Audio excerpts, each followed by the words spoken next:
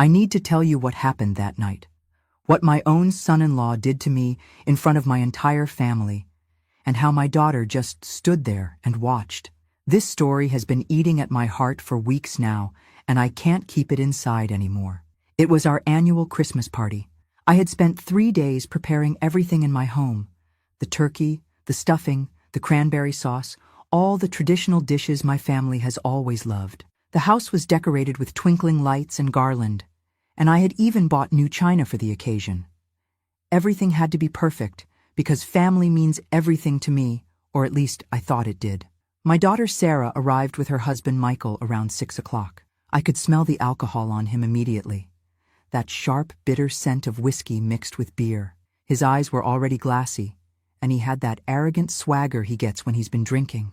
But it was Christmas, and I wanted peace in my home, so I smiled and welcomed them, just like I always do. The evening started well enough. My grandchildren were playing in the living room, their laughter filling the house with joy. My sister and her husband were there, along with my brother and several cousins. We were all gathered around the dining table, sharing stories and enjoying the feast I had prepared with so much love and care. That's when Michael started getting louder. He began making crude jokes that made everyone uncomfortable. He criticized the food, saying the turkey was too dry and the potatoes needed more salt. Each comment felt like a slap in the face, but I bit my tongue. Sarah said nothing, just kept her eyes down on her plate like she always does when he acts this way. Then he started complaining about the seating arrangement.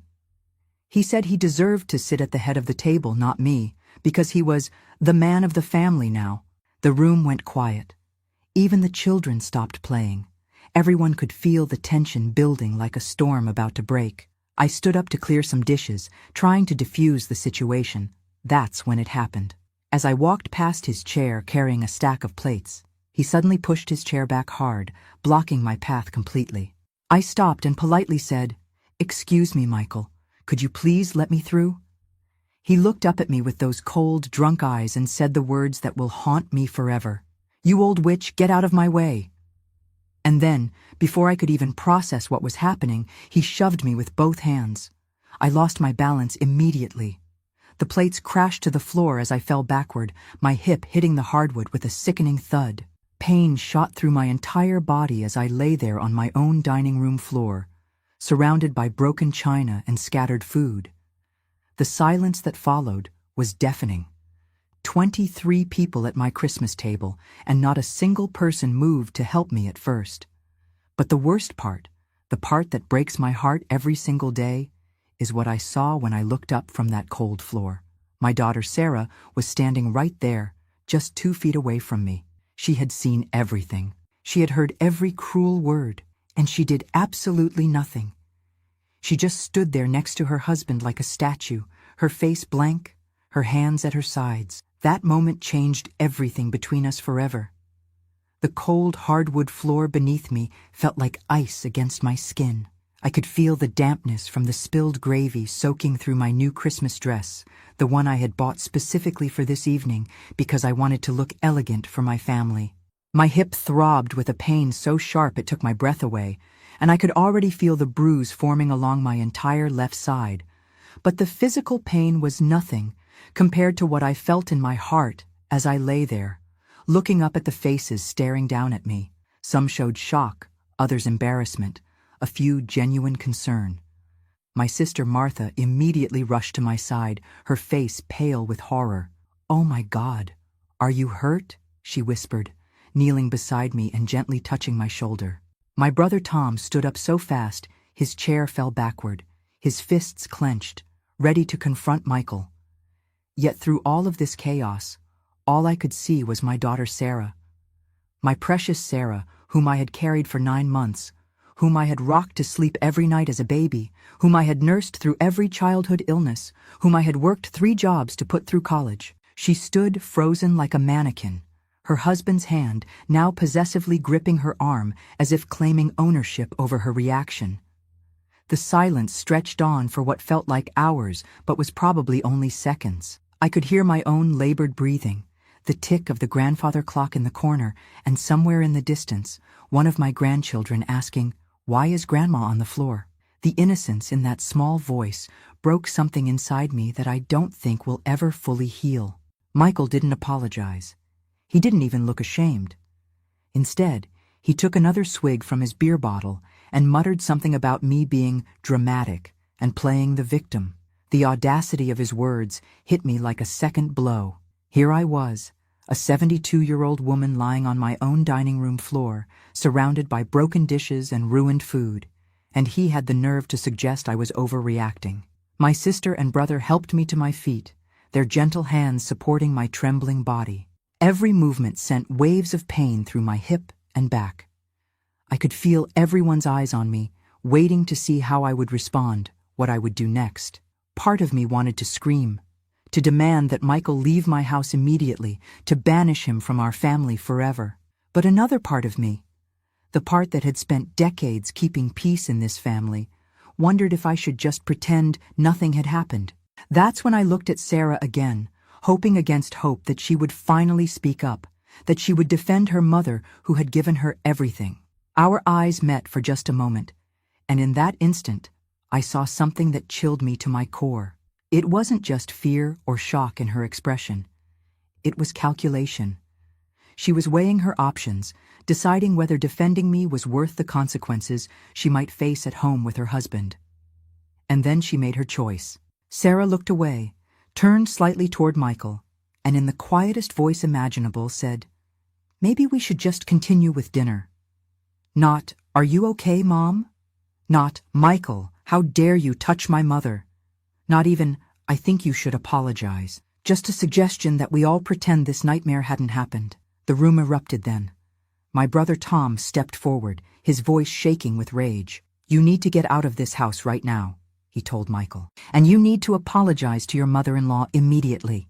My sister Martha was helping me to the couch, her own voice trembling as she said, "I can't believe what I just witnessed. This is assault." But Michael just laughed. That cruel, dismissive laugh that had become so familiar over the years. "Oh, please," he said. "I barely touched the old woman. She's fine. Look at her. She's already standing up." He gestured toward me with his beer bottle as if I were some circus act performing for his amusement. That word, old woman, hit me like a physical slap. I had raised 4 children, built a successful career as a nurse, saved money my entire life, owned my home outright, and maintained my independence well into my 70s. I was nobody's old woman. I was a human being deserving of respect, especially in my own home, especially from someone I had welcomed into my family with open arms. The most devastating part was watching Sarah's face during this entire exchange. As her uncle defended me and her aunt comforted me, as other family members began choosing sides and voices raised in heated argument, she remained perfectly still. She didn't defend her husband, but she didn't defend me either.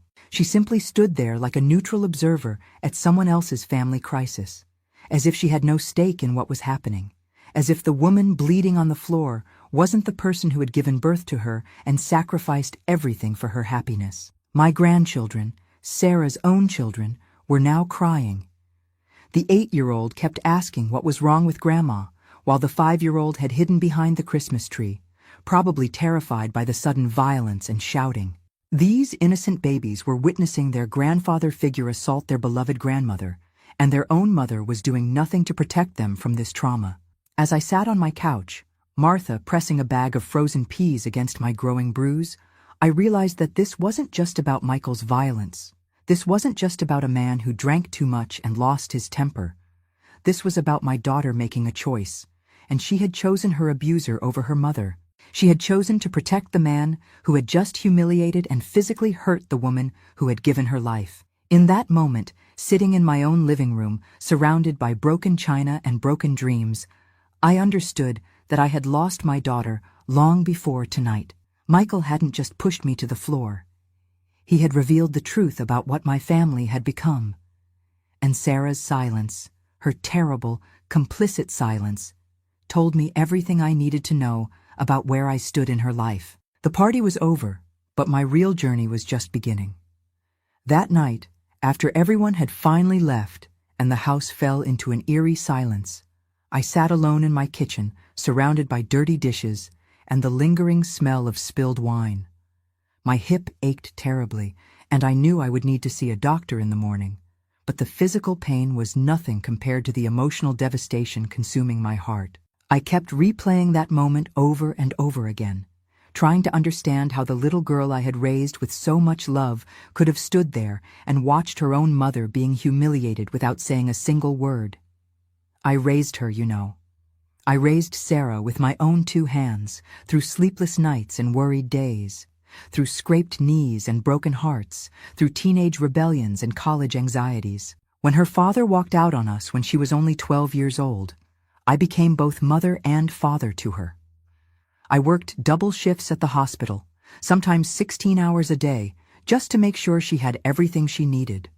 While other kids were getting dropped off at school by their parents, Sarah was getting dropped off by her mother, who had already worked all night saving other people's lives. I remember the countless times I went without so that she could have more. I wore the same 3 dresses to work for 2 years straight because every extra penny went toward her school supplies, her field trips, her graduation dress. When she wanted to take piano lessons like her friends, I picked up weekend shifts at a nursing home across town, mopping floors and changing bedsheets for minimum wage, just so I could pay for those lessons. My hands were raw and cracked from all the cleaning chemicals, but hearing her play for Elise at her first recital made every sacrifice worth it. When she graduated high school as valedictorian, I cried tears of pure joy and pride. This brilliant, beautiful young woman was my greatest achievement. I had raised her to be strong, independent, and compassionate. I had taught her to stand up for what was right, to never let anyone treat her poorly, to value herself and demand respect from others. At least, I thought I had taught her those things. College was another sacrifice. I took out a second mortgage on this house, the house where she had grown up, the house where I had planned to live out my golden years in peace.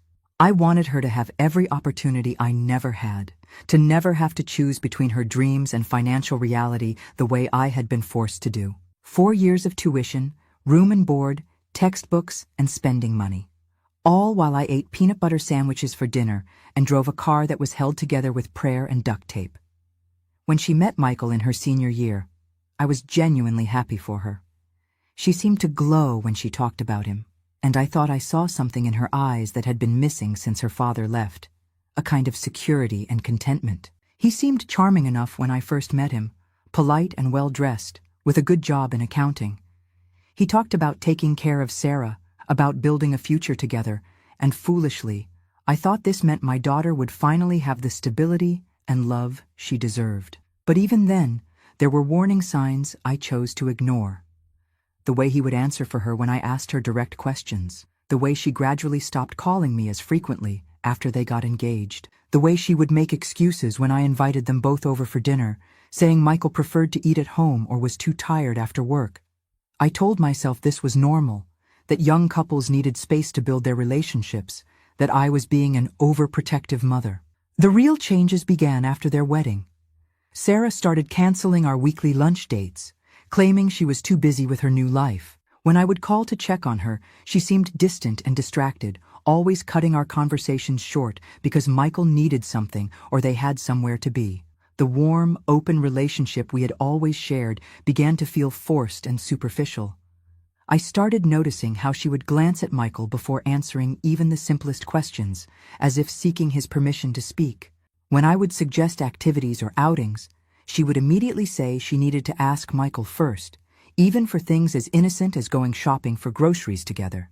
The confident, independent young woman I had raised was slowly disappearing, being replaced by someone I barely recognized. There were moments when I caught glimpses of my real daughter underneath this new, diminished version of herself. Sometimes when Michael would step out of the room, her shoulders would relax and she would laugh like her old self, or share a memory from her childhood with genuine warmth.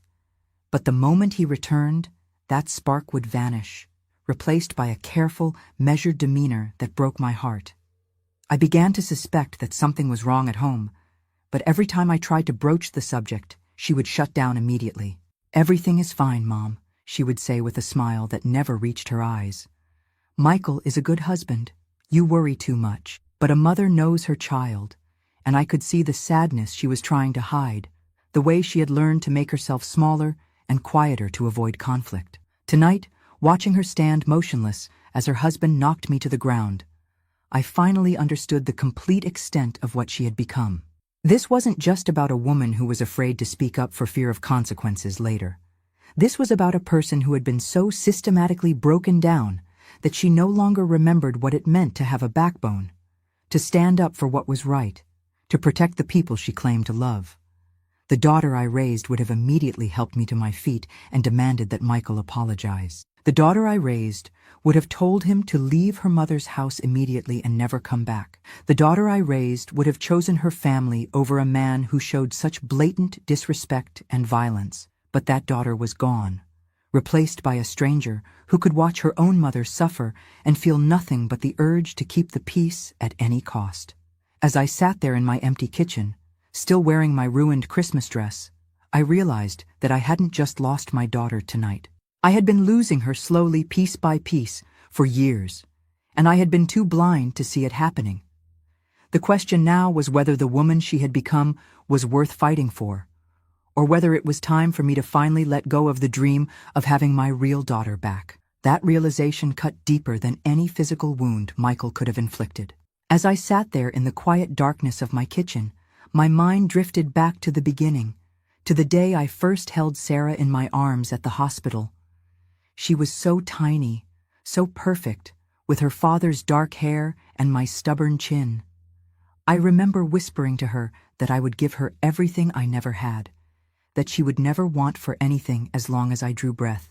Looking back now, I realize that promise became both my greatest joy and my biggest mistake. I was only 22 when Sarah was born, barely out of nursing school myself, married to a man who seemed loving and stable but turned out to be neither. Her father, Robert, was charming in the beginning, full of promises about the life we would build together. He talked about buying a house with a white picket fence, taking family vacations to the beach, saving money for our children's college education. For 3 beautiful years, I believed we were living that dream. But when Sarah turned 3, Robert started coming home later and later from his job at the insurance company. The smell of perfume on his shirts wasn't mine, and the credit card bills showed charges at restaurants I had never been to. When I confronted him, he didn't even try to deny it. He told me he had fallen in love with his secretary, that he was filing for divorce, and that he would be moving out that weekend. Just like that, 26 years old with a 3-year-old daughter and a mortgage I couldn't afford on my nurse's salary alone. I could have been bitter. I could have fallen apart. Many women in my situation did, and I wouldn't have blamed them. Instead, I made a decision that would define the rest of my life. I decided that Sarah would never suffer because of her father's abandonment. She would never feel unwanted, unloved, or lacking in any way. If I had to be both mother and father to her, then I would be the best single parent any child ever had. The first few years were the hardest. I was working 12-hour shifts at the hospital, sometimes picking up extra shifts on weekends just to make ends meet. My mother would watch Sarah during the day, bless her soul, but she was already in her 70s, and it wasn't fair to burden her with a toddler's energy.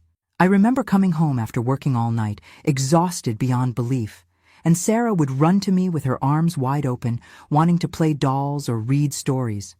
No matter how tired I was, I never said no. Those precious moments with her were what kept me going through the darkest times. I started saving money from the moment Robert left, putting aside every spare penny I could find. I shopped at thrift stores for my own clothes, but bought Sarah new dresses for every school picture. I drove a 15-year-old Honda with a broken air conditioner for 8 years because every dollar I didn't spend on a car payment went into Sarah's college fund. I packed bologna sandwiches for my own lunch every single day, but made sure Sarah had hot meals from the school cafeteria so she wouldn't feel different from her classmates. When Sarah was 7, she wanted to take ballet lessons like her friend Jennifer. The classes cost $60 a month, which might as well have been $600 on my budget, but I found a way. I started cleaning houses on my days off from the hospital, scrubbing toilets and mopping floors for wealthy families who probably spent more on dinner than I made in a week. My back ached and my hands were raw, but watching Sarah's face light up as she practiced her pliés and pirouettes made every sacrifice worthwhile. High school brought new challenges and new expenses. Sarah needed a computer for her advanced placement classes, so I worked extra shifts for 3 months straight to buy her the best one I could afford. When she made the debate team and needed professional clothes for competitions, I took on weekend shifts at a nursing home across town. When she wanted to go on the senior class trip to Washington, D.C., I sold my grandmother's antique jewelry, pieces that had been in our family for generations, to pay for her ticket.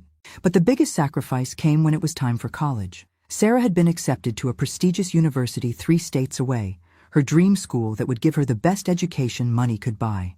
The tuition was astronomical, more than I made in an entire year, but I was determined to make it happen. I took out a second mortgage on this house, the house where Sarah had grown up, the house where I had planned to spend my retirement in comfort and security. For 4 years, I lived like a pauper, so my daughter could live like a princess. I ate generic cereal for breakfast and dinner, saved every coupon I could find, and wore the same winter coat for 6 years. Meanwhile, Sarah was living in a beautiful dormitory, eating in the dining halls, joining sororities, taking spring break trips with her new friends. When she called home, she would tell me about her classes, her professors, the amazing opportunities she was being offered. And my heart would swell with pride, even as my bank account dwindled to almost nothing. I told myself it was all worth it when she graduated summa cum laude with a degree in business administration. She looked so beautiful walking across that stage in her cap and gown, so confident and accomplished. I sat in the audience with tears streaming down my face, thinking about all the nights I had worked double shifts, all the sacrifices I had made, all the dreams I had deferred so that this moment could happen. After graduation, Sarah got a good job at a marketing firm in the city. I was so proud of her, so happy that all my hard work had paid off. She was finally independent, successful, living the life I had always dreamed she would have. I thought this was my reward, seeing her flourish and thrive in the world. But then Michael entered the picture, and everything began to change. At first, I was happy that she had found someone who seemed to care about her. I thought maybe now she would settle down, get married, give me some grandchildren to spoil in my old age. I had spent 30 years putting Sarah's needs before my own, and I was looking forward to a new chapter where I could finally focus on my own happiness and well-being. I never imagined that the man she chose would systematically erase everything I had taught her about strength, independence, and self-respect. I never thought that all my sacrifices, all my lessons about standing up for herself and demanding respect from others, would be undone by someone who claimed to love her. And I certainly never imagined that the daughter I had raised with such devotion and care would one day stand by silently while her husband physically assaulted the woman who had given up everything for her happiness. Sitting in my dark kitchen, still feeling the pain in my hip from where I had fallen, I wondered if I had made a terrible mistake somewhere along the way. Had I loved her too much? Had I protected her so completely from life's hardships that she never learned how to fight for herself or others? Had my sacrifices made her weak instead of strong? The answers to those questions would determine everything that happened next. Michael wasn't always the monster he became tonight. When Sarah first brought him home to meet me 5 years ago, he seemed like the answer to a mother's prayers. He was well dressed in a crisp navy suit, carried flowers for me and a bottle of expensive wine, and spoke eloquently about his career in accounting and his plans for the future. He looked me directly in the eyes when we shook hands, called me Mrs. Patterson with what seemed like genuine respect, and complimented my cooking throughout dinner. I remember thinking that night that my daughter had finally found a good man, someone who would cherish and protect her the way she deserved. But looking back now, I can see the subtle warning signs that I dismissed as minor personality quirks. During that first dinner, when Sarah excused herself to use the bathroom, Michael immediately began questioning me about her daily routines, her friends, her work schedule, her hobbies. At the time, I thought he was just being a caring boyfriend who wanted to understand his girlfriend better. I answered his questions openly, even proudly, thinking I was helping him learn how to make Sarah happy. I had no idea I was providing him with a detailed manual on how to control every aspect of her life. He also had this way of inserting himself into conversations that weren't about him. When Sarah would tell a story about her work or her friends, Michael would somehow redirect the focus back to himself, his opinions, his experiences. If Sarah mentioned enjoying a particular restaurant, Michael would immediately explain why a different restaurant was better. If she expressed interest in a movie, he would suggest a different film that he preferred. Again, I told myself this was just masculine confidence, the kind of take-charge attitude that many women found attractive in a partner. The changes in Sarah began gradually, so slowly that I didn't notice them at first. She had always been punctual for our weekly lunch dates, but suddenly she started arriving 15 or 20 minutes late, always with elaborate apologies about how Michael had needed something before she could leave the house. When I suggested we try a new restaurant or go shopping at a different mall, she would say she needed to check with Michael first to make sure he didn't have other plans for them. At first, I thought this was sweet, the consideration of a woman who was learning to think as part of a couple rather than as an individual. But then the cancellations started.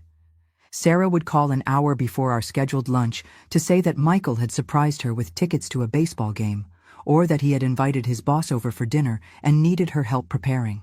These last-minute changes happened more and more frequently, always with Michael's needs taking priority over our established plans.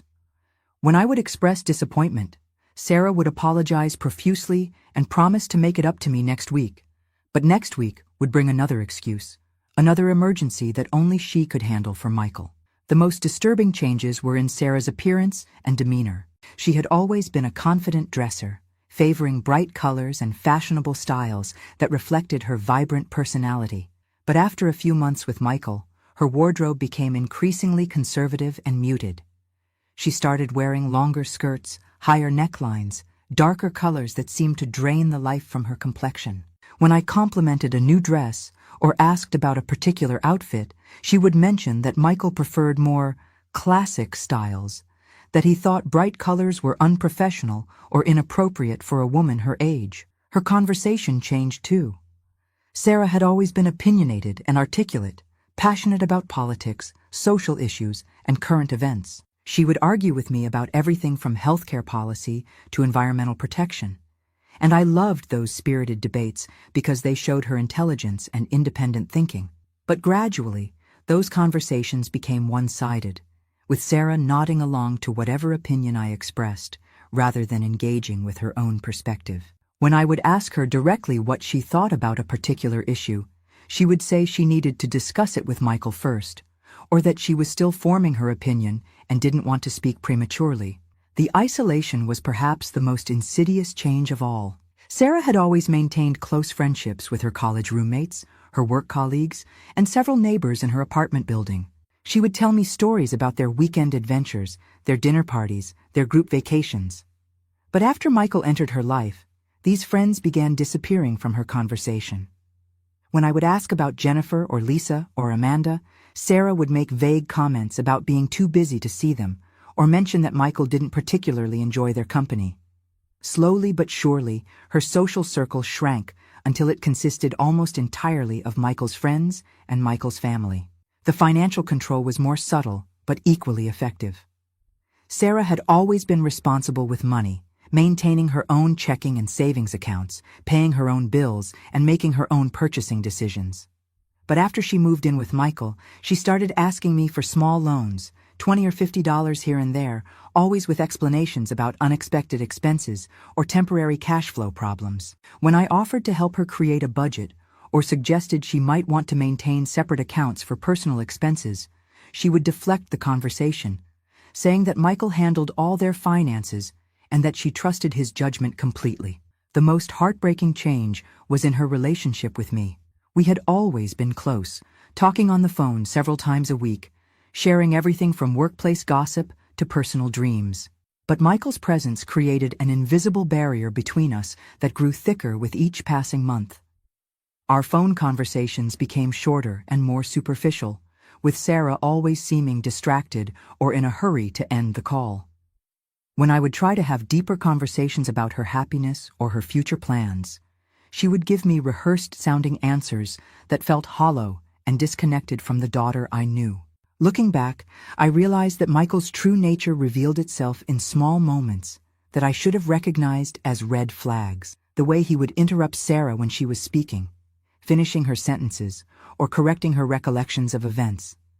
The way he would make dismissive comments about her job, her friends, or her interests, always delivered with a smile that was supposed to soften the blow, but never quite succeeded.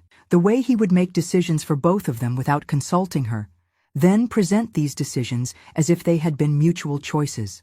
I remember one particular incident about 2 years ago that should have been my wake-up call. We were having dinner at my house, and Sarah mentioned that she was thinking about taking a painting class at the community college. She had always been artistic as a child, and I was thrilled to hear her expressing interest in something creative again. But Michael immediately launched into a lecture about how art classes were a waste of time and money, how Sarah was too practical to indulge in such frivolous pursuits, and how she would be better served spending her evenings helping him with his work projects. The light in Sarah's eyes dimmed as he spoke, and she never mentioned the painting class again. That night, I should have taken my daughter aside and asked her directly if she was happy, if Michael was treating her well, if she felt free to make her own choices. Instead, I told myself that all couples have different dynamics, that what matters is that they love each other, and that I shouldn't interfere in their relationship. My silence that night was the first step in my own complicity with what Michael was doing to my daughter. Tonight, when he knocked me to the ground in my own home while Sarah stood paralyzed and silent, I finally understood that the charming young man I had welcomed into our family 5 years ago was nothing more than a predator who had systematically destroyed my daughter's spirit, her independence, and her ability to stand up for what was right. He hadn't just isolated her from her friends and family, he had isolated her from herself, from the strong, confident woman I had raised her to be. The man who assaulted me tonight wasn't having a momentary lapse in judgment brought on by too much alcohol. He was showing me exactly who he had always been underneath the polite facade, and exactly what he had been doing to my daughter behind closed doors for years. But even understanding Michael's true nature couldn't prepare me for the devastating reality of my daughter's response to what happened tonight. As I lay there on my dining room floor, surrounded by broken china and spilled food, staring up at the faces of my family members, the one face that haunted me most was Sarah's. Not because of what I saw there, but because of what I didn't see. There was no shock, no outrage, no protective instinct rising to defend her mother. There was only a terrible, practiced emptiness, as if she had learned to shut down completely in moments of crisis. She didn't move, not a single step toward me as I struggled to breathe through the pain shooting up my hip and spine. Not a hand extended to help me to my feet. Not even a flinch when her husband called me an old witch and shoved me with enough force to send me crashing to the ground. She simply stood there like a statue, her hands clasped in front of her, her eyes focused on some point just past my shoulder, as if by not looking directly at me, she could pretend this wasn't happening. The silence that followed my fall seemed to stretch on forever, but during those endless seconds, I watched my daughter's face transform through a series of micro-expressions that told me everything I needed to know about what our relationship had become. First came a flash of what might have been concern, so brief I almost missed it. Then calculation, as she glanced quickly between Michael and me, weighing her options. Finally, resignation, as she made the conscious choice to remain motionless and voiceless while her mother lay injured on the floor. When my sister Martha rushed to my aid and my brother Tom jumped up to confront Michael, Sarah's response was to step closer to her husband, positioning herself slightly behind him as if seeking his protection rather than distancing herself from his violence. The symbolism of that movement cut through me like a knife. In that gesture, she was choosing sides, and she had chosen the man who had just assaulted her mother over the woman who had sacrificed everything for her happiness. What made her silence even more devastating was the context of our family dynamics. Sarah had never been a passive person, at least not before Michael entered her life. As a child, she was the first to speak up when she witnessed unfairness, whether it was a playground bully picking on a smaller child or a teacher treating a student unfairly. In high school, she had organized protests against the school dress code that she felt was discriminatory. In college, she had been actively involved in student government and social justice causes. The woman I raised would have immediately intervened if she saw anyone being treated the way I was treated tonight, let alone her own mother. Even more heartbreaking was remembering all the times throughout her life when Sarah had turned to me for protection and support. When she was 8 years old and her father didn't show up for her school play as promised, I was the one who held her while she cried and assured her that she was loved and valued. When she was 16 and her first boyfriend broke up with her via text message, I was the one who spent the entire night talking her through her heartbreak and helping her understand that she deserved better treatment from the people in her life. When she was in college and struggling with a particularly difficult professor who seemed to have it in for her, I was the one who helped her navigate the situation and advocate for herself. For 29 years, I had been Sarah's safe harbor, her advocate, her fiercest protector. I had taught her that family stands up for family, that we defend the people we love even when it's difficult or uncomfortable. I had modeled strength and resilience for her, showing her through my actions that women don't have to accept poor treatment from anyone, regardless of the relationship or the circumstances. Yet when it came time for her to apply those lessons, when her own mother needed protection and advocacy, she chose silence. The most painful part of her reaction wasn't just what she failed to do, but the skill with which she managed to detach herself from the situation emotionally. This wasn't the paralysis of shock or the confusion of someone witnessing unexpected violence. This was the practiced numbness of someone who had learned to survive by shutting down her natural emotional responses. She had been trained, through months or years of psychological conditioning, to prioritize Michael's comfort over everyone else's safety, including her own mother's. As I watched her stand there in her careful stillness, I realized that the daughter I thought I knew had been replaced by someone I barely recognized. The confident, compassionate young woman I had raised had been systematically broken down and rebuilt into someone whose first instinct was to protect her abuser rather than defend his victim. She had been taught that keeping the peace was more important than standing up for justice, that maintaining her relationship was more valuable than maintaining her integrity. But what haunted me most was the possibility that her silence represented something even worse than fear or conditioning. What if she had simply stopped caring about me altogether? What if Michael's influence had been so complete that she no longer felt any emotional connection to the woman who had given birth to her, raised her, and sacrificed everything for her well-being? What if, in her mind, I had become nothing more than an inconvenience, an embarrassing reminder of a life she had moved beyond? The thought that my own daughter might have watched me being humiliated and hurt and felt nothing but annoyance at the disruption to her evening was almost more than I could bear. It suggested a level of emotional disconnection that went beyond abuse or control into something that felt like genuine indifference. And if that was the case, if Sarah truly no longer cared about me as a person, then everything I had believed about our relationship, every assumption I had made about the bond between a mother and daughter, had been a delusion.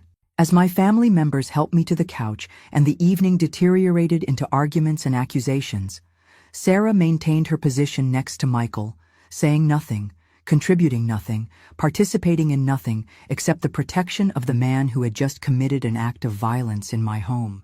Even when the conversation turned to whether they should leave or whether someone should call the police, she remained silent, letting Michael speak for both of them, letting him make decisions about their response to his own criminal behavior. By the time they finally left that night, Sarah still hadn't spoken a single word to me. No apology for her husband's actions, no inquiry about my injuries, no acknowledgement that anything unusual had even occurred. She simply gathered her purse and coat, kissed her children goodbye with the same mechanical affection she had shown all evening, and walked out of my house as if nothing had changed between us. But everything had changed. Her silence tonight had spoken louder than any words could have. It told me that the daughter I had loved and nurtured and protected for nearly 3 decades was gone, replaced by a stranger who could watch her own mother being abused and feel nothing but the need to maintain her own precarious security. It told me that all my sacrifices, all my love, all my hopes for our future relationship had been wasted on someone who no longer existed. The question now was what I was going to do with this devastating knowledge, and whether the woman Sarah had become deserved any consideration in the decisions I would make going forward. 3 days passed in relative silence after that disastrous Christmas evening. 3 days of me sitting alone in my house, nursing my bruised hip and my wounded heart, thinking about everything that had happened and everything that needed to happen next. I spent those days moving slowly through my daily routines, drinking my morning coffee while staring out the kitchen window, tending to my small garden despite the winter cold, organizing and reorganizing my closets as if keeping my physical space in order could somehow restore order to my emotional world. During those quiet hours, I found myself experiencing a strange sense of clarity that I hadn't felt in years. The shock and hurt of Christmas night had given way to something much more powerful and focused. For the first time since Sarah had brought Michael into our lives, I wasn't making excuses for anyone's behavior or trying to preserve family harmony at the expense of my own dignity. I was simply thinking, planning, and preparing to take action that would change everything between us forever. On the morning of the 4th day, I picked up my phone and began making calls. My voice was steady and warm as I spoke to each family member, inviting them to a special lunch at my house that Sunday. I told my sister Martha that I wanted to bring everyone together to clear the air after what had happened on Christmas, to make sure there were no lingering hard feelings or family divisions. I assured my brother Tom that I was feeling much better physically, and that I thought it would be good for all of us to have a peaceful meal together. I even called my cousins and their spouses, explaining that family was too important to let one difficult evening damage our relationships permanently. Most importantly, I called Sarah. When she answered the phone, her voice was tentative and cautious, as if she wasn't sure whether I would be angry with her or Michael, whether I would demand apologies or explanations she wasn't prepared to give. Instead, I spoke to her with the same gentle tone I had used when she was a child and needed comfort after a nightmare. I told her that I loved her and missed her, that I understood that Christmas had been difficult for everyone, and that I hoped we could all move forward together as a family. I invited her and Michael and the children to join us for Sunday lunch, promising that there would be no confrontations or uncomfortable conversations, just good food and family time. Sarah seemed genuinely surprised by my calm demeanor and gracious invitation. She had probably expected tears, demands for apologies, or angry accusations about her failure to defend me. Instead, she found a mother who seemed to have processed the events of Christmas night and emerged from them with a spirit of forgiveness and reconciliation. She accepted the invitation eagerly, probably relieved that our family crisis appeared to be resolving itself without requiring her to take any difficult stands or make any uncomfortable choices. Throughout the week leading up to the lunch, I threw myself into preparations with an energy and attention to detail that surprised even me. I planned an elaborate menu featuring all of Sarah's favorite dishes from childhood. The honey-glazed ham that she had always requested for special occasions. The sweet potato casserole with the marshmallow topping that she used to help me prepare when she was learning to cook. The homemade dinner rolls that I had taught her to braid when she was 10 years old. The chocolate cake with vanilla buttercream frosting that had been her birthday request every year from age 5 to 15.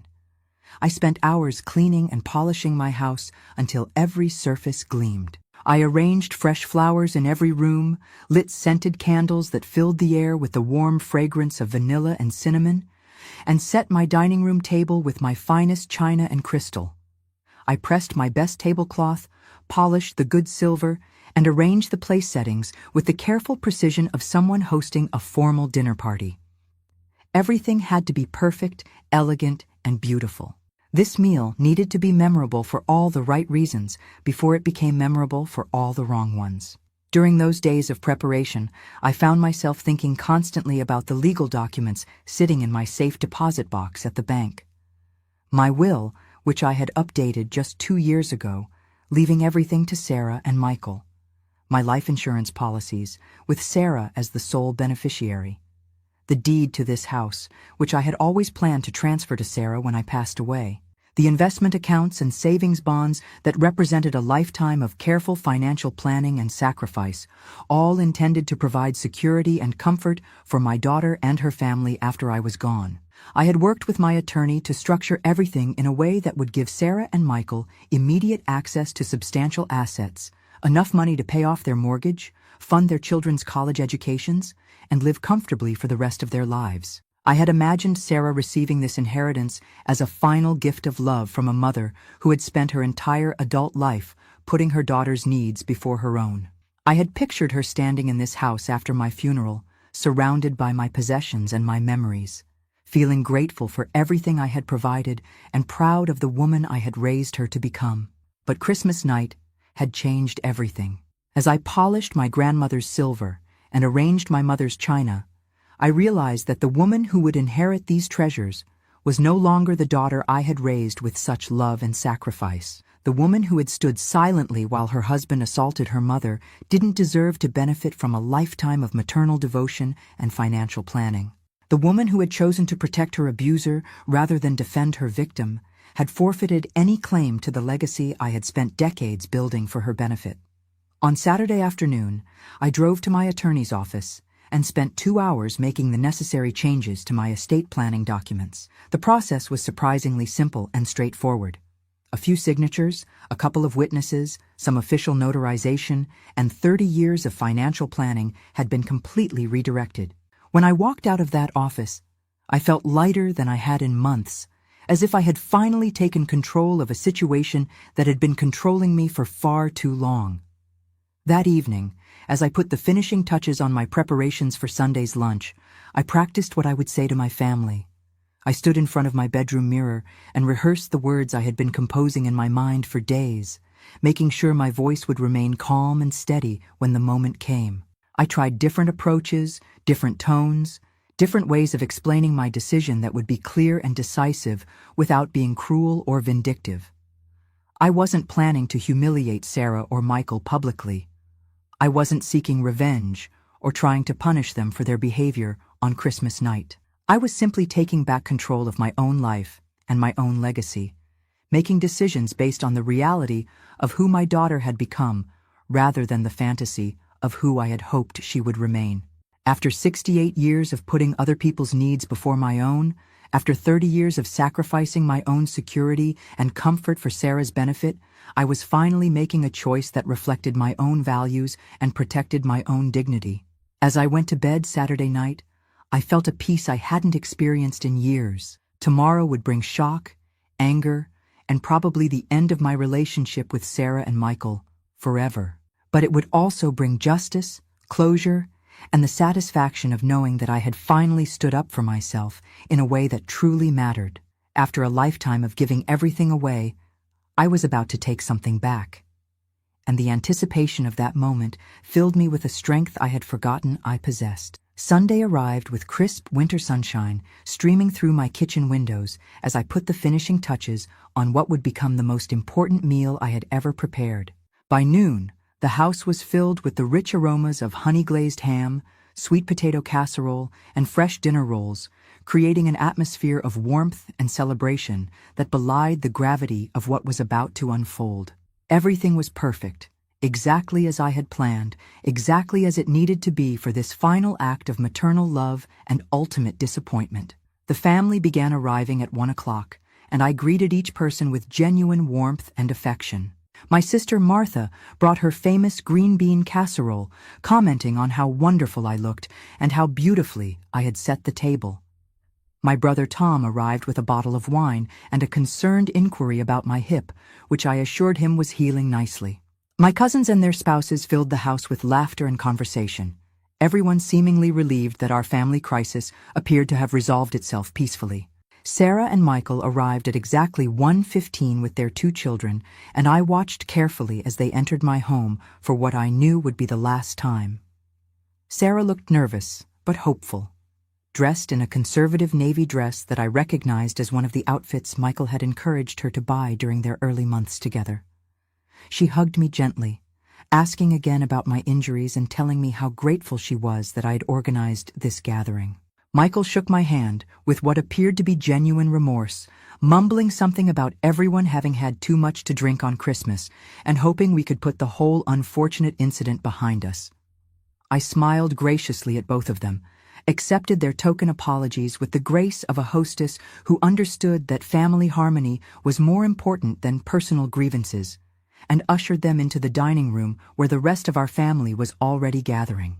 For the first hour of our meal, I played the role of devoted mother and grandmother perfectly, asking about the children's school activities, complimenting Sarah's new haircut, and even engaging Michael in polite conversation about his work projects.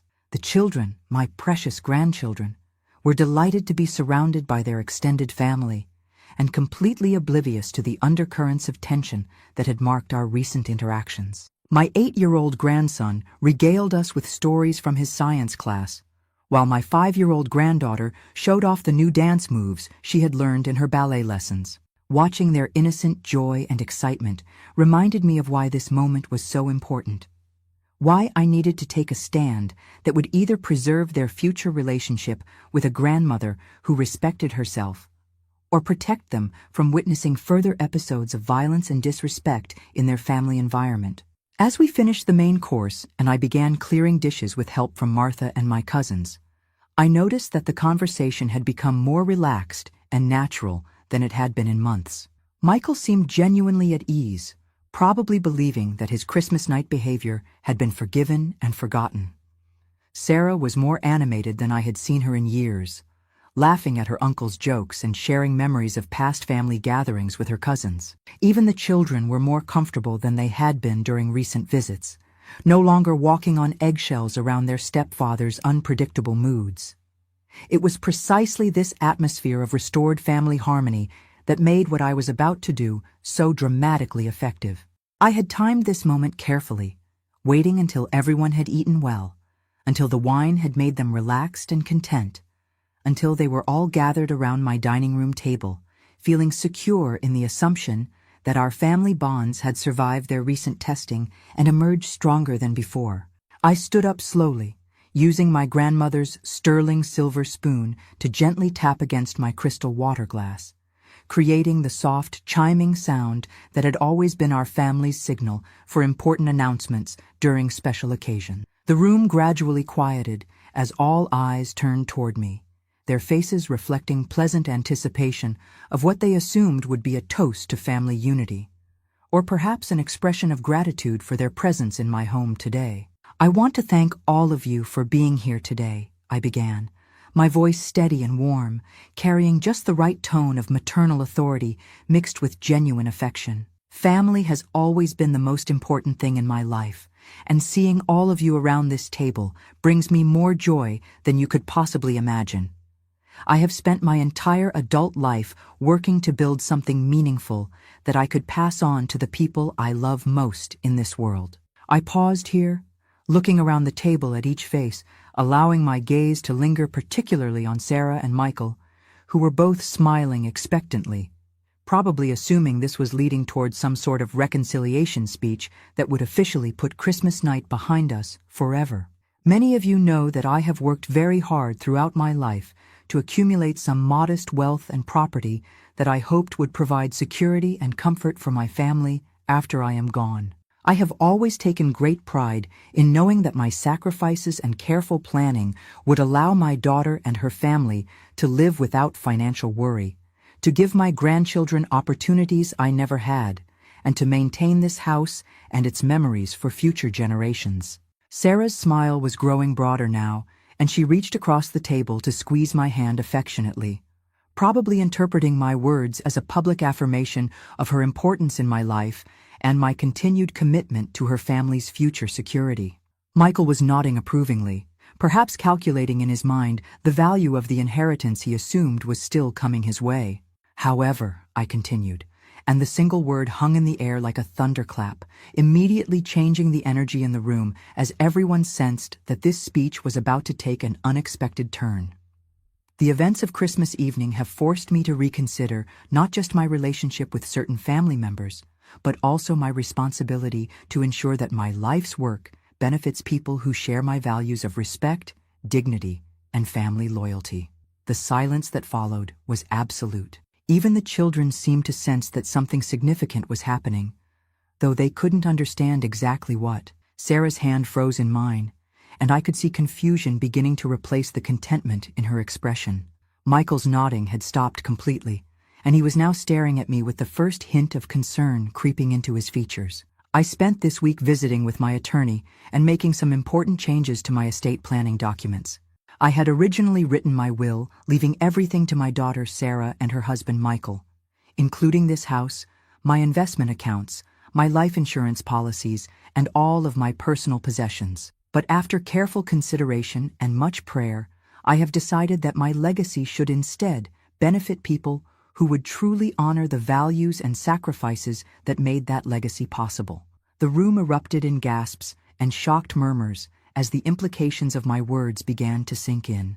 Sarah's face had gone completely white, and her hand pulled away from mine as if I had suddenly burst into flames. Michael's expression was transforming rapidly from confusion to disbelief to something that looked very much like barely controlled rage. Therefore, I concluded, my voice remaining calm and steady despite the chaos beginning to unfold around me, I have decided to leave my entire estate to St. Catherine's Women's Shelter, a non-profit organization run by Catholic nuns that provides safety, support, and resources to women and children who are victims of domestic violence. I believe this organization will use my life savings to help people who truly need protection and advocacy. People who understand the importance of standing up for what is right, even when it is difficult or dangerous to do so. The explosion of voices that followed my announcement was immediate and overwhelming. But through it all, I remained standing at the head of my table, finally feeling like the strong, dignified woman I had raised my daughter to become. The first sound to break through the stunned silence was a strangled gasp from Sarah, followed immediately by the crash of Michael's chair as he pushed back from the table so violently that it toppled over backward. The contrast between these two reactions told me everything I needed to know about how each of them was processing my announcement. Sarah was experiencing the emotional devastation of realizing that her mother had just publicly rejected everything she thought their relationship represented, while Michael was responding with the raw fury of a man who had just watched a fortune slip through his fingers. "You can't be serious," Michael said, his voice rising to a level that made both children immediately look frightened and confused. "You can't just give away everything we've been counting on, everything Sarah deserves as your daughter. This is insane. This is some kind of emotional breakdown you're having because of what happened at Christmas. You need to think about this rationally. Think about your family's future." But before I could respond to his outburst, my brother Tom stood up from his seat at the far end of the table, his face flushed with what I recognized as righteous indignation mixed with enormous pride. "She sounds perfectly rational to me," he said, his voice carrying the authority of someone who had witnessed everything that led to this moment. "In fact, this is the most sensible thing I've heard anyone say in years. Eleanor, I think you've made a brilliant decision, and I'm proud of you for having the courage to make it." My sister Martha was nodding vigorously in agreement, her eyes bright with tears that I realized were tears of admiration rather than sadness. "I watched what happened here on Christmas night," she said, addressing the entire table but looking directly at Sarah and Michael. "I saw a man assault his elderly mother-in-law in her own home, and I saw a daughter stand by and do nothing while her mother was hurt and humiliated. If that's the kind of family loyalty you two understand, then Eleanor's money will do far more good helping women who actually know how to protect and defend each other." The children were becoming increasingly agitated by the raised voices and obvious conflict, and I could see my 5-year-old granddaughter starting to cry. Sarah finally seemed to shake off her initial shock and move to comfort her daughter, but her movements were mechanical and distant, as if she was operating on autopilot while her mind struggled to process what was happening to her life. "Mom, please," Sarah said, her voice barely above a whisper, but carrying a desperation that cut through all the other noise in the room.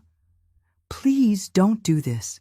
I know Christmas was terrible. I know I should have done more, said something, defended you somehow. But I was scared and confused, and I didn't know what to do. Please don't punish me forever for one moment of weakness. I'm still your daughter.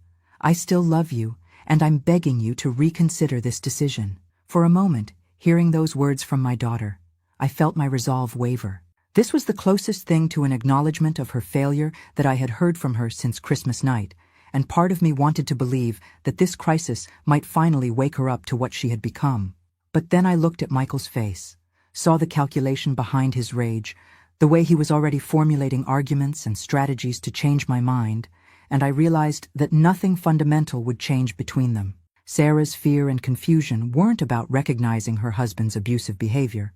They were about learning that there would be consequences for enabling it. "Sarah," I said gently, sitting back down in my chair and speaking to her with the same tone I had used when she was a child and needed to learn a difficult but important lesson. "I have spent 30 years of my life sacrificing everything for your happiness and security. I worked multiple jobs. I went without food and proper clothing. I mortgaged my future and my retirement to give you every opportunity I never had. And I did it gladly, because I believed I was investing in a daughter who would grow up to be strong, independent, and morally courageous." The room had grown quieter now, with everyone listening intently to what felt like the most important conversation any of us had ever witnessed. Even Michael seemed to understand that interrupting this moment between mother and daughter would only damage his cause further. "But the woman who stood in my dining room on Christmas night and watched her husband knock her mother to the ground without saying a single word is not the daughter I raised," I continued, my voice steady, but filled with a sadness that came from the deepest part of my heart. "That woman is someone I don't recognize, someone whose values and priorities are so different from mine that I cannot in good conscience leave her my life's work. I am not punishing you for one moment of weakness, Sarah. I am acknowledging years of choices you have made that have turned you into someone I never intended to create." Michael's restraint finally snapped completely. "This is ridiculous," he shouted, slamming his fist on the table so hard that several glasses jumped and my grandmother's crystal water pitcher cracked audibly. "You're a bitter old woman who can't stand to see her daughter happy with someone else. You've always resented our marriage, always tried to interfere in our relationship, and now you're using this whole Christmas thing as an excuse to get revenge on us for not letting you control our lives." The silence that followed Michael's outburst was different from the previous silences we had experienced. This wasn't the quiet of shock or surprise. This was the heavy, dangerous quiet that comes when someone has revealed exactly who they are, and everyone in the room is processing the implications of that revelation. My cousins were staring at Michael with expressions of disgust and disbelief. My brother Tom looked like he was physically restraining himself from getting up and confronting Michael directly. Even Sarah seemed stunned by her husband's words, as if she was hearing him speak about her mother this way for the first time and realizing how it sounded to other people.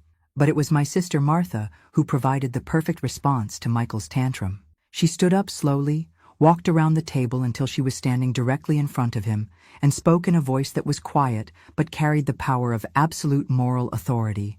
"Young man," she said, "you just proved everything Eleanor said about you. A decent person would be apologizing right now, begging for forgiveness, promising to change their behavior and earn back the respect they lost. Instead, you're shouting at the woman you assaulted, calling her names, and making demands about money that was never yours to begin with. You have shown everyone in this room exactly why you don't deserve one penny of Eleanor's hard-earned savings." The truth of Martha's words hung in the air like a verdict that could not be appealed or overturned. Michael's face was red with fury and humiliation, but he seemed to finally understand that every word he spoke was only making his situation worse. Sarah was staring at her husband as if seeing him clearly for the first time, and I could see something shifting in her expression that gave me the first glimmer of hope I had felt in years. The meal that was supposed to restore our family harmony had instead revealed all the fault lines that had been hidden beneath the surface of our relationships. But for the first time since Christmas night, I felt like the truth was finally being spoken, and the people who truly mattered in my life were standing with me rather than against me. Whether Sarah would find the courage to join them remained to be seen. The silence that followed Martha's devastating words stretched on for what felt like an eternity, but I could see the wheels turning in everyone's minds as they processed not just what had been said, but what it all meant for our family going forward. The children had stopped crying and were now clinging to their mother, sensing that something fundamental was changing in their world, but unable to understand exactly what. Michael stood frozen behind his overturned chair, his face cycling through emotions as he realized that his tantrum had not only failed to change my mind, but had actually sealed his fate in front of the only witnesses who mattered. But it was Sarah's reaction that held my complete attention. I watched as 30 years of conditioning and compromise warred with the values I had tried so hard to instill in her during her childhood. Her eyes moved from Michael's furious face to the broken crystal on my table, to the frightened expressions of her children, to the supportive faces of her aunt and uncle, and finally back to me. In that moment, I could see her struggling to reconcile the man she had married with the man her family was describing, trying to understand how the person she had chosen to build a life with could be so completely rejected by everyone else she had ever loved. Then something remarkable happened. Sarah took a deep breath, gently moved her children to stand behind their Uncle Tom, and walked around the table until she was standing directly in front of Michael. When she spoke, her voice was quieter than it had been all afternoon, but it carried a strength I hadn't heard from her in years. "Michael," she said, looking directly into his eyes, with a steadiness that reminded me powerfully of the confident young woman she used to be. "I need you to leave my mother's house right now. Take your coat and your keys and go home. I'll bring the children later tonight after I've had a chance to talk with my family." The shock on Michael's face was absolute. In 5 years of marriage, I don't think Sarah had ever contradicted him publicly or made a unilateral decision about anything important. His mouth opened and closed several times as he struggled to find words that would reassert his control over the situation, but for once in his life, he seemed to understand that he had pushed things too far and that continuing to argue would only make everything worse. "Sarah, you can't be serious," he said, but his voice lacked the commanding tone he usually used with her. Instead, it carried a note of pleading that revealed how much his confidence had been shaken by the unified opposition of her family. "We need to talk about this privately, work through this together as a couple. Your mother is obviously having some kind of emotional breakdown, and we need to support each other through this crisis." But Sarah was shaking her head before he finished speaking. "No, Michael, we don't need to work through anything together right now. You assaulted my mother in her own home, and instead of apologizing or showing any remorse, you just proved everything she said about you by calling her names and making demands about money that was never ours to begin with. I need time to think about what that means for our marriage and our family." The word marriage hung in the air like a question that might soon have a very different answer than anyone had expected when this day began. Michael seemed to realize that he was losing control not just of the inheritance he had been counting on, but potentially of his wife and stepchildren as well. His desperation was becoming more obvious with each passing moment. "Sarah, please," he said, reaching for her hand, but she stepped back just far enough to avoid his touch. "Don't let them poison your mind against me. We've built a good life together, we have plans for the future, we love each other. Don't throw all of that away because of one mistake I made when I had too much to drink." But even as he spoke these words, I could see that Sarah was no longer really listening to him. Instead, she was looking around my dining room, taking in the scene of destruction he had created, the overturned chair, the broken crystal, the frightened faces of her children, the disappointed expressions of her extended family. For the first time in years, she was seeing the situation through eyes that weren't clouded by his manipulation and control. "One mistake?" she repeated, her voice growing stronger with each word.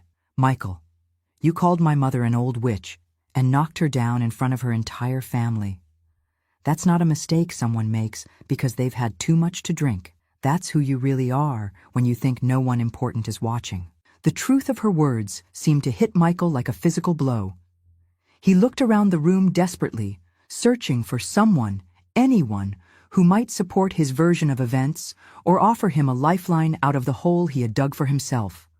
But every face he encountered reflected the same mixture of disgust, disappointment, and determination to support my decision. Finally, he seemed to understand that he had lost completely. His shoulders sagged in defeat, and when he spoke again, his voice was bitter and resentful rather than pleading. "Fine," he said, grabbing his coat from the back of his chair. "But don't come crying to me when you realize what you're giving up. Don't expect me to take you back when you figure out that your precious family can't pay your bills or give you the life I've provided." These final words revealed everything anyone needed to know about Michael's true character and his real feelings about his marriage to Sarah. Even in defeat, he couldn't resist trying to make her feel guilty for choosing her family over him, couldn't stop himself from making threats designed to undermine her confidence in her decision. But instead of weakening Sarah's resolve, his parting shot seemed to strengthen it. "Goodbye, Michael," she said simply, and there was a finality in those two words that suggested she might be saying goodbye to more than just this particular afternoon. After he left, the atmosphere in my dining room changed completely. The tension and anger that had filled the space for the past hour dissipated, replaced by something that felt almost like relief. Sarah returned to her children and held them close, whispering reassurances that everything would be okay, that Mommy just needed to have some important conversations with Grandma and the rest of the family. We spent the next 2 hours around that table, talking more honestly than we had in years. Sarah asked questions about my decision to change my will, and I explained not just what I had done, but why I felt it was necessary. She listened without arguing or trying to change my mind, seeming to understand for the first time that this wasn't about punishment or revenge, but about ensuring that my life's work would benefit people who shared my values. She also talked about her marriage, acknowledging things she had never been willing to admit before about Michael's controlling behavior, his isolation of her from friends and family, his gradual erosion of her confidence and independence. It was painful to hear, but it was also healing to finally have these conversations in the open, with the support and love of people who had been watching her struggle for years. As the afternoon turned to evening, and it came time for everyone to leave, Sarah hugged me longer and tighter than she had in years. "Thank you, Mom," she whispered in my ear. "Thank you for loving me enough to show me the truth, even when it was hard for both of us." I knew then that regardless of what happened with her marriage, regardless of whether she would ever receive the inheritance I had redirected to St. Catherine's, I had accomplished something far more important than financial planning. I had helped my daughter find her way back to the person I had always hoped she would become. Now, 3 months later, as I sit here in my quiet kitchen writing down this story, I can tell you that Sarah filed for divorce 2 weeks after that Sunday lunch. She and the children have moved into a small apartment across town, and while money is tight, she seems happier and more confident than I've seen her in years. She visits me regularly, brings the grandchildren for dinner every weekend, and we're slowly rebuilding the relationship that I thought Michael had destroyed forever. The women's shelter has already put my future donation to good use, expanding their counseling services and opening a new transitional housing program that will help dozens of families escape dangerous situations and build new lives. Knowing that my life savings will continue to protect and empower women long after I'm gone brings me a peace I never expected to feel. Sometimes people ask me if I regret my decision, if I wish I had found a way to help Sarah without giving up the financial security I had planned to leave her. The answer is simple. The greatest gift I could give my daughter wasn't money or property or even this house full of memories. It was showing her that she had the strength to choose dignity over security, truth over convenience, and self-respect over false peace. Blood may be family, but respect is a choice. And I chose myself. In doing so, I helped my daughter learn to choose herself too. If you're facing a similar situation, if someone in your life is treating you or your loved ones with disrespect or violence, please remember that you don't have to accept it just because they're family, or because leaving seems too difficult or too expensive. There are people and organizations ready to help you, just like St. Catherine's Women's Shelter helped me find the courage to take action when action was needed. Your dignity is worth more than any inheritance. Your safety is more important than keeping peace. And sometimes, the most loving thing you can do for someone is refuse to enable their worst behavior, even when that refusal comes at great personal cost. I hope my story helps you find the strength to make the right choice for your own life. Thank you for listening, and may God bless you all. Este bloco final oferece uma resolução emocionalmente satisfatória que transforma a narrativa de vingança em uma jornada de crescimento e libertação. A protagonista não apenas recupera sua dignidade, mas também salva sua filha de um relacionamento destrutivo, demonstrando que às vezes o maior ato de amor maternal é ter coragem suficiente para confrontar a verdade, mesmo quando isso causa dor inicial. A mensagem final de empoderamento e esperança eleva a história pessoal para uma chamada universal à ação contra a violência doméstica e o abuso psicológico.